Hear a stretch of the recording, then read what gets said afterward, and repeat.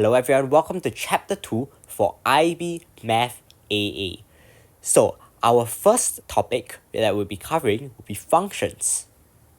So a function is something that only has one output for every input. And for something to have only one output, which we usually call y, for every input, we want this to be y equals to something in terms of x. Usually, this is what a function will look like. Okay, so something like a quadratic function, y equals to x squared plus 2x plus 5 will be a function. But something like the equation of a circle, such as x squared plus y squared is equals to 5. This is not a function, because we will actually have more than one output for every input. But in IB, it's not very important to know what functions are, but how to solve function questions. So let's dive right into that. Okay, so let's say we have this function y equals to x squared plus 2. We can write this as fx equals to x squared plus 2, where fx is a function of x. So y and fx are basically kind of like the same thing. Okay, let's try out this question. F negative 3. What is f negative 3?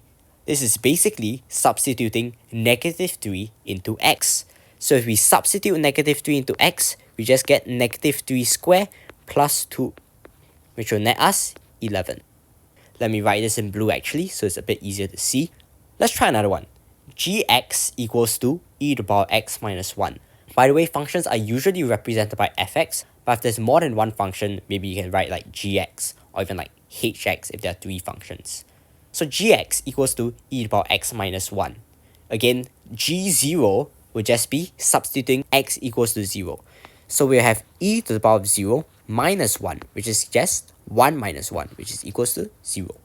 So before we continue, I want to take a little detour into this thing called interval notation. So if you look at this, if I have x element of AB, and this AB has the brackets pointing inwards, okay, facing the A and B, this means that x is between A and B, inclusive of A and B. But if the brackets are pointing outwards away from A and B, this means that x is between A and B, and this is strictly between A and B, not inclusive of A and B. To show one more example, let's say I want x is less than or equals to 2.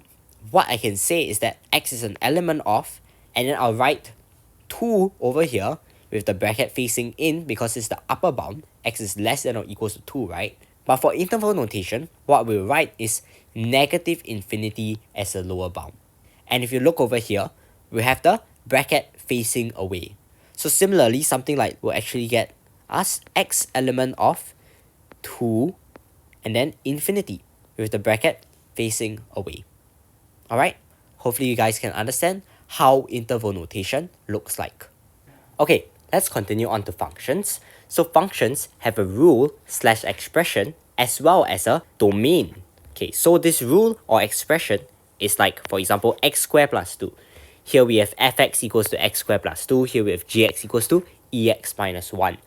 That is your rule or your expression. But functions also have one more thing, the domain. So we're moving right along into what is a domain. The domain is actually the set of possible x values that a function can take. And similarly, the range will be the set of possible y values that a function can take. So again, the domain is what possible x values you can use in your function. So over here, if you look at this simple function, fx equals to x squared plus 2, let's figure out the domain. So let me write the domain as actually df. Okay, the domain of f, if you look at this, you can substitute any positive x value into here, right? Any positive x value will work from 0 all the way to basically as large of a value as you want.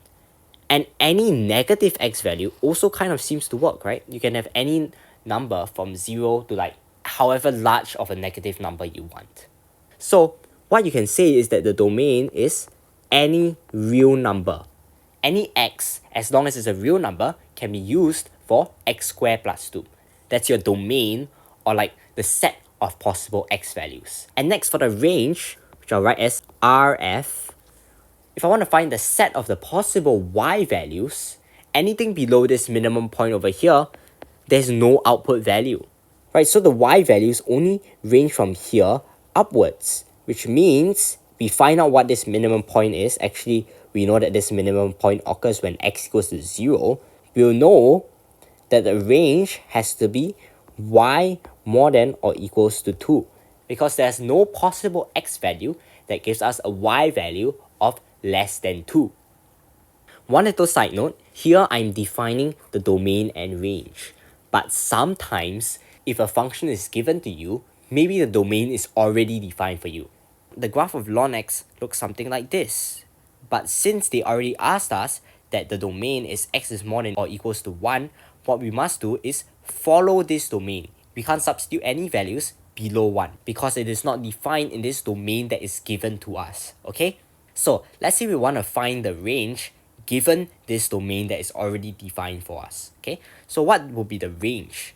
The range would actually just be y is more than or equals to 0, because this point is actually 1, 0. If you remember your log rules, ln 1, in this case the first value is 1 over here, ln 1 will be equals to 0. Y just increases infinitely upwards. So in this case, the range is just y is more than or equals to 0. The last thing I have for you is even and odd functions. Even functions fulfill this property that f negative x will be equals to f of x, while odd functions fulfill this other property where f negative x will be equals to negative fx. Okay, let's try this out. Let's find out if fx equals to x squared plus 2 over here is an even function. So what I want to do is find f negative x, which is substituting negative x into there. So I'll substitute negative x and then square plus 2. And if we simplify this is just x squared plus 2, which is the same as fx. So what this means is that f negative x is equals or equivalent to fx, which means that this x squared plus 2 over here is an even function. So that's all for me for functions, where we learn about the domain and range. Thank you so much for watching.